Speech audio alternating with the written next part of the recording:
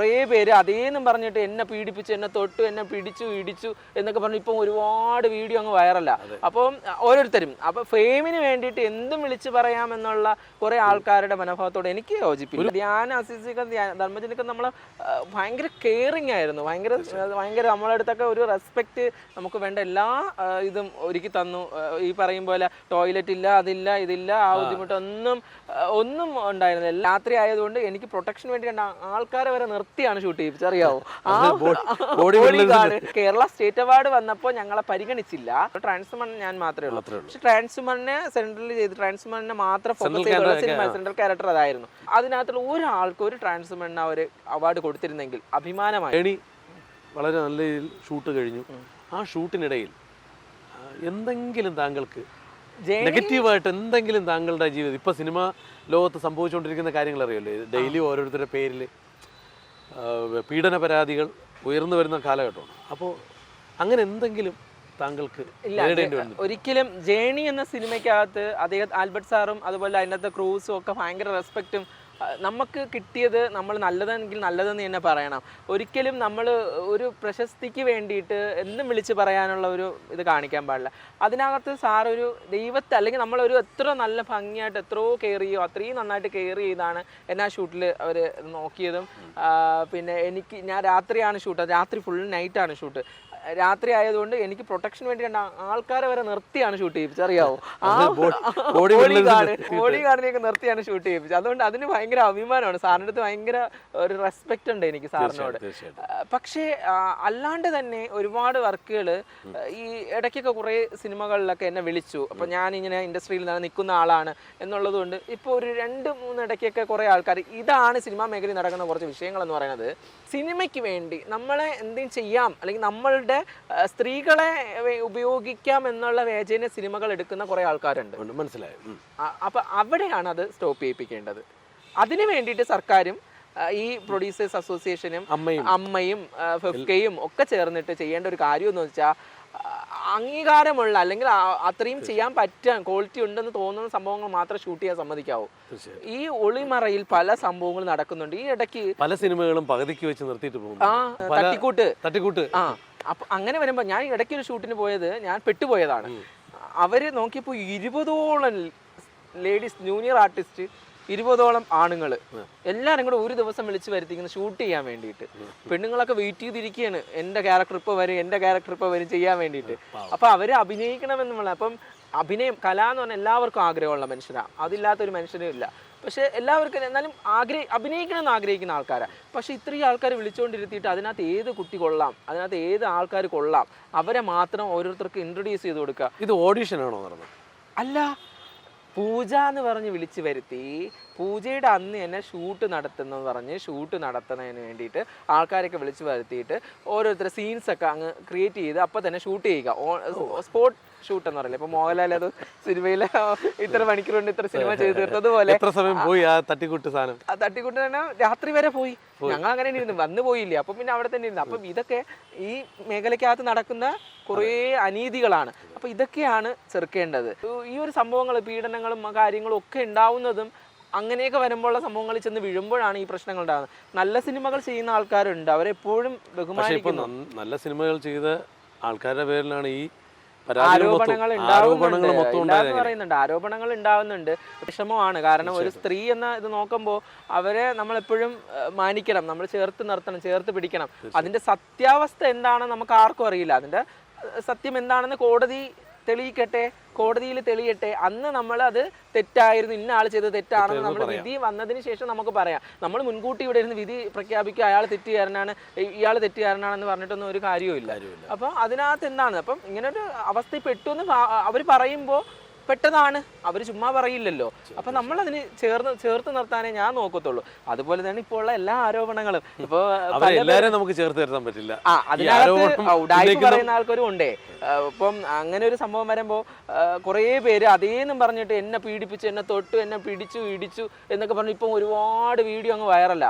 അപ്പം ഓരോരുത്തരും അപ്പൊ ഫെയിമിന് വേണ്ടിയിട്ട് എന്തും വിളിച്ചു പറയാമെന്നുള്ള കുറെ ആൾക്കാരുടെ മനോഭാവത്തോടെ എനിക്ക് യോജിപ്പില്ല. വലിയൊരു ഇൻഡസ്ട്രിയാണ്, വലിയൊരു ഇൻഡസ്ട്രിയാണ്. അപ്പോൾ അതിനെ തകർക്കുക എന്ന് പറയുന്നത് അത് ഒരിക്കലും തകരില്ല. ഇപ്പോൾ എന്താ പറയുക, ചാനൽസ് എല്ലാവരും എൻ്റെ ഒരു ഇതിൽ പറയുന്നത് ചാനൽസ് കിട്ടും. ഇപ്പോൾ കുറേ ഒരുപാട് പേര് പറയും എന്നെ ഇന്ന ചെയ്തു എന്നൊക്കെ പറയും. അടുത്തൊരു വിഷയം കിട്ടുന്ന സമയം വരെ ഇത് ഇങ്ങനെ പോകും, ഈ വിഷയം അങ്ങ് പോകും. പക്ഷെ എന്നാലും സത്യമായി പറയുമ്പോഴാണ് നമ്മൾ വിജയിക്കുക. കള്ളം പറഞ്ഞ് ഒരു കാര്യവും നേടാൻ വേണ്ടി നിൽക്കരുത് എന്നുള്ളതാണ് എൻ്റെ അഭിപ്രായം. കാരണം സത്യം മാത്രം ജയിക്കും, എപ്പോഴും സത്യം വിജയിക്കും ഒരു സമയത്ത്. അപ്പോൾ അമ്മയ്ക്ക് അത്തരത്തിലുള്ള തിക്താനുഭവങ്ങളൊന്നുമില്ല. വളരെ കേൾക്കുമ്പോൾ വളരെ സന്തോഷം. കാര്യം ഈ അവസരത്തിൽ കേൾക്കുമ്പോൾ അത് ഭയങ്കര സന്തോഷം തരുന്ന ഒരു കാര്യമാണ്. അടുത്ത രണ്ടാമത്തെ പ്രോജക്റ്റ് ഏതാ? രണ്ടാമത്തെ പ്രോജക്റ്റ് വിക്ടോറിയ എന്ന് പറഞ്ഞ മൂവി. ഇപ്പോൾ ധ്യാൻ ശ്രീനിവാസൻ, അസിസിക, ധർമ്മച്ചൻ മുൽക്കാട്ടിക്ക് അഭിനയിച്ച സിനിമയിലെ ഐറ്റം ഡാൻസറായിട്ട് അതിനകത്ത് നല്ല വേഷം വരുന്നുണ്ട്. അതൊരു ഭയങ്കര കോമഡി ക്രിയേറ്റ് ചെയ്തൊരു സംഭവമാണ്. പക്ഷെ അത് സിനിമ കാണുമ്പോൾ എല്ലാവർക്കും ഇഷ്ടപ്പെടും. ഭയങ്കര റെസ്പെക്ട് ആയിട്ടോ. നമ്മളെയൊക്കെ ധ്യാൻ, അസിസിക, ധർമ്മജനൊക്കെ നമ്മൾ ഭയങ്കര കെയറിങ് ആയിരുന്നു. ഭയങ്കര നമ്മളെ അടുത്തൊക്കെ ഒരു റെസ്പെക്റ്റ്, നമുക്ക് വേണ്ട എല്ലാ ഇതും ഒരുക്കി തന്നു. ഈ പറയും പോലെ ടോയ്ലറ്റ് ഇല്ല, അതില്ല, ഇതില്ല, ആ ഒന്നും ഉണ്ടായിരുന്നില്ല. എല്ലാം നല്ല രീതിയിൽ തന്നെ ആ സജ്ജീകരണം, ഫുഡ് കറക്റ്റ് സമയത്ത് ഫുഡ് കാര്യങ്ങളൊക്കെ. അതാണ് ഞാൻ പറഞ്ഞത്, നല്ല സിനിമകൾ ചെയ്യുമ്പോൾ നമ്മൾ നോക്കിയും കണ്ട് നല്ല സിനിമകൾ തിരഞ്ഞെടുത്ത് പോകണം. അല്ലാതെ നമ്മൾ എന്തിലെങ്കിലും പോയി ചെയ്തിട്ട് നമ്മൾ ഇതായി എന്ന് പറഞ്ഞിട്ട് ഒരു കാര്യമില്ല. ഉണ്ടോ? ഇനി സിനിമാ മേഖലയിൽ നിൽക്കുന്നു, ആ മേഖലയിൽ നിന്നുകൊണ്ട് സ്വന്തം ട്രാൻസ്ജെൻഡേഴ്സ് അവരെയും കൂടെ ഉൾപ്പെടുത്തിക്കൊണ്ട് ഒരു സിനിമാ മേഖലയിൽ കൊണ്ടുവരാൻ പ്രയത്നിക്കും, സാധ്യത ഉണ്ടാവും? തീർച്ചയായിട്ടും. നമ്മുടെ കമ്മ്യൂണിറ്റിക്കകത്ത് ഇപ്പോൾ എൻ്റെ അമ്മയുണ്ട്. അമ്മ ഇപ്പം ഞാൻ ചുരുളുകൾ എന്ന് പറഞ്ഞ സിനിമ ഇപ്പോൾ ചെയ്തുകൊണ്ടിരിക്കുന്നത്. ഇതിപ്പോൾ വിക്ടോറിയ കഴിഞ്ഞാൽ പറഞ്ഞു, ഇനി അടുത്ത സിനിമ ചുരുളുകൾ ചെയ്തിരിക്കുന്നത്. അതിനകത്ത് IPS ഓഫീസറായിട്ടാണ് ചെയ്തിരിക്കുന്നത്. അതിനകത്ത് മഫ്തി പോലീസായിട്ട് ആദ്യം അഭിനയിച്ച് 3/4 ഭാഗം വരെ ആ സിനിമ കഴിഞ്ഞു. ഇനി കുറച്ചുകൂടെ ഷൂട്ടേ ഉള്ളൂ. അവസാനം IPS ഓഫീസറുടെ വേഷമൊക്കെ ഇട്ട് വന്ന് ആയില്ലെങ്കിലും ആ വേഷത്തിൽ വന്ന് ഹീറോയിൻ സെറ്റപ്പിൽ ഭയങ്കരമായിട്ട് വന്നിറങ്ങി ആ കേസ് അന്വേഷിക്കുക. അപ്പോഴാണ് അറിയുന്നത് പുള്ളിക്കാരി IPS ഓഫീസർ ആണെന്ന്. സസ്പെൻസ് ആണ്. പൊളിഞ്ഞു. അത് കുഴപ്പമില്ല. സിനിമ കാണുമ്പോൾ സിനിമയെ കണ്ട് ഇഷ്ടപ്പെടാൻ മനസ്സിൽ. പക്ഷെ ആ സിനിമയിലെ കഥയുടെ രീതി വേറെയാണ്. പക്ഷെ വന്നു കഴിഞ്ഞതിന് ശേഷം IPS ഓഫീസർ ആണെന്ന് പ്രേക്ഷകർ മനസ്സിലാക്കുന്നത് അപ്പോഴാണ്. ആക്ഷൻ രംഗങ്ങളൊക്കെ ഉണ്ടോ? സംഘടന തമിഴ്നാട്ടിൽ നിന്നൊരു സാറാണ്, സെന്തിൽ എന്ന് പറയുന്ന ചേട്ടനാണ് സംഘടനം. നല്ല ആക്ഷൻ രംഗമൊക്കെ ഭയങ്കര കുറെ ആണുങ്ങളെ ഇടിച്ച്. എനിക്ക് തോന്നുന്നത് അടുത്തൊരു ലേഡി സൂപ്പർ സ്റ്റാർ. എനിക്ക് വാണിവിശ്വം അത് ഭയങ്കര ഒരു ഇതാണ്. അപ്പൊ അങ്ങനത്തെ വേഷങ്ങൾ ചെയ്യാൻ ഭയങ്കര ഇഷ്ടമാണ്. ഞാൻ ഒറിജിനലായിട്ട് ഇടിക്കും കേട്ടോ. അതില് എന്റെ കൂടെ കോ ആർട്ടിസ്റ്റായിട്ട് അഭിനയിച്ച ആള് പുള്ളിക്കാരൻ അനീഷ് എന്ന് പറഞ്ഞ ചേട്ടൻ. പുള്ളിക്കാരൻ എന്നോട് പറഞ്ഞു, അയ്യോ അമ്മയാ അടുത്ത് ഇന്ന സീനാണ്. ഹോസ്പിറ്റലിൽ പോകേണ്ടി വന്നിട്ടുണ്ടോ? ഇല്ല, ഇടി കുറച്ചേരം ഷൂട്ട് നിർത്തി വെച്ച് ഇടിയായി പോയി. പിന്നെ എങ്ങനെയുണ്ട് ആ ഒരു ഫൈറ്റ് സീനൊക്കെ? എങ്ങനെയായിരുന്നു? സൂപ്പറായിരുന്നു. ഒരുപാട് ശാരീരികമായ അധ്വാനം. ഭയങ്കര നമ്മള് ഭയങ്കരമായിട്ട് ബോഡിയൊക്കെ എടുത്ത് എഫേർട്ട് അല്ലേ, ഭയങ്കര ഇതായിട്ടൊക്കെ ചെയ്യണം. നമ്മളൊരു ക്യാരക്ടർ ചെയ്യുമ്പോൾ ആ ക്യാരക്ടറിനെ മാത്രം ഉൾക്കൊണ്ട് ചെയ്യുമ്പോൾ അങ്ങനെ ആവുന്ന ഒരാളാണ് ഞാൻ. എനിക്ക് ഒരു സംഭവം തന്ന നമ്മൾ ഭയങ്കര അഭിനേത്രിയൊന്നും അല്ല, നമ്മൾ അഭിനയം പഠിച്ചുകൊണ്ടേയിരിക്കുന്നുള്ളൂ. അപ്പോൾ ഒരു ഡയറക്ടറിന് എന്താണ് വേണ്ടത് അത് നമ്മൾ എത്രത്തോളം ഭംഗിയായിട്ട് കൊടുക്കാൻ പറ്റും. ഇപ്പോൾ ഒരു വെബ് സീരീസ് ചെയ്തപ്പോഴും അതിനകത്ത് പോലീസ് ഓഫീസറാ. വെബ് സീരീസ് ചെയ്തു. വെബ് സീരീസ് ചെയ്തു. റാസി എന്ന് പറഞ്ഞ വെബ് സീരീസ് കഴിഞ്ഞു. കൈ നിറയെ സിനിമകളാണ്. അതെ. അപ്പൊ അതിനകത്ത് നല്ലൊരു വേഷമാണ്. അതും നല്ലതായിരുന്നു കേട്ടോ. ആലപ്പുഴ വെച്ചായിരുന്നു ഷൂട്ട്. നല്ല ഇതിപ്പോൾ ഉടനെ ഇപ്പോൾ റിലീസാവും. അപ്പൊ അതിനകത്ത് പോലീസ് ഓഫീസറായിട്ടാണ്. ഭയങ്കര ഒരു എന്താ പറയുക, കളിയില്ല. അങ്ങനെ അത് കിട്ടിയപ്പോൾ 2-3 പോലീസ് ഓഫീസറുടെ ഇതാണ് കിട്ടിയത്.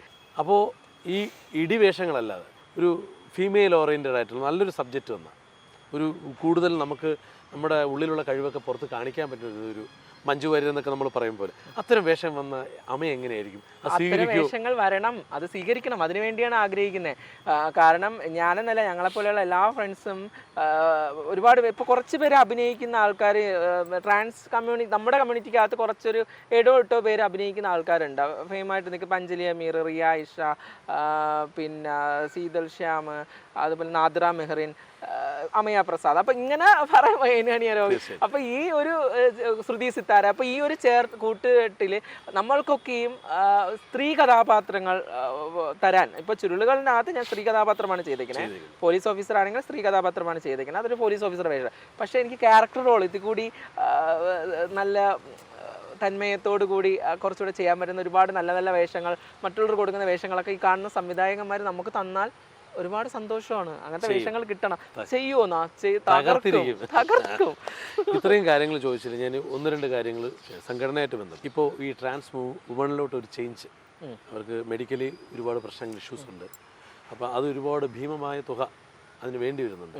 ഇവരത് കണ്ടെത്താനായിട്ട് ഒരുപാട് കഷ്ടപ്പെടുന്നുണ്ട്. ചില ഹോസ്പിറ്റൽ ആശുപത്രിയിൽ പോയിട്ട് മരണപ്പെട്ട സംഭവങ്ങൾ വരെയുണ്ട്. അപ്പോൾ അതിന് വേണ്ടിയിട്ട് നിങ്ങളുടെ സംഘടന എന്തെങ്കിലും ചെയ്യാനായിട്ട് തീരുമാനം എടുത്തിട്ടുണ്ടോ? സംഘടന സർജറി ചെയ്യുന്നതിന് വേണ്ടിയിട്ട് അവനവൻ തന്നെയാണ്, സ്വന്തമായി തന്നെയാണ്. പണ്ട് ഇപ്പം സർക്കാരൊക്കെ ഒരുപാട് കമ്മ്യൂണിറ്റിയെ ചേർത്ത് പിടിച്ച്, ഇപ്പോൾ സർക്കാരായിരുന്നാലും മറ്റുള്ളവരൊക്കെ ചേർത്ത് പിടിച്ച് തുടങ്ങി. അപ്പോൾ നമുക്ക് വേണ്ടിയിട്ട് പലതും ചെയ്യുന്നുണ്ട്. മുന്നേ എന്നൊക്കെ പറഞ്ഞാൽ അങ്ങനെയല്ല, നമ്മളെ സ്വയമേ നമ്മളുടേതായ രീതിയിൽ വേറെ പല കാര്യങ്ങൾ കണ്ടുപിടിച്ച് അതിലേക്ക് പോയിട്ട് നമ്മൾ പൈസ ഉണ്ടാക്കേണ്ടി വരും.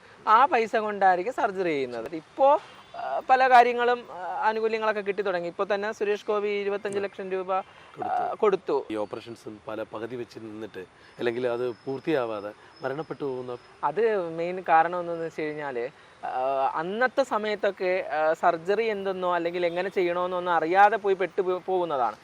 നമ്മളൊരു സർജറി വിഭാഗത്തിലേക്ക് പോകുന്ന സമയത്ത് നമുക്ക് ഇഷ്ടപ്പെട്ട നല്ല ഹോസ്പിറ്റൽ സെലക്ട് ചെയ്യണം, അതിന് നല്ല കൗൺസിലിംഗ് വേണം, അതിൻ്റെ കാര്യങ്ങളൊക്കെ നോക്കുക. എല്ലാം കഴിഞ്ഞതിന് ശേഷം മാത്രമേ ആ ഒരു സർജറിയിലേക്ക് പോകാവൂ. ഇപ്പോൾ പുതുതായിട്ട് വരുന്നവർക്ക് കൊടുക്കാനുള്ള ഒരു അഡ്വൈസും അത് തന്നെയാണ്. നമ്മൾ സർജറി എന്നൊരു ഇതിലേക്ക് പോവുകയാണെങ്കിൽ അതിന് വേണ്ടി ആ ഒരു ഡോക്ടറെ കാണുക, ആ ഡോക്ടറിൻ്റെ കൺസൾട്ടിങ്, ആ ഡോക്ടർ എന്ത് പറയുന്നോ അത് കേട്ട് മാത്രമേ ചെയ്യാവൂ. അത് കൃത്യമായി നല്ല ഹോസ്പിറ്റലുകളുണ്ട്. അതിനുവേണ്ടിയുള്ള സഹായം സംഘടന ചെയ്യുക. നമ്മളെ സംഘടന കുറച്ച് പരിവാർ ബേസ്, നമ്മളെ കമ്മ്യൂണിറ്റിയിൽ കുറേ ആൾക്കാർ ഒത്തൊരുമയുണ്ട്.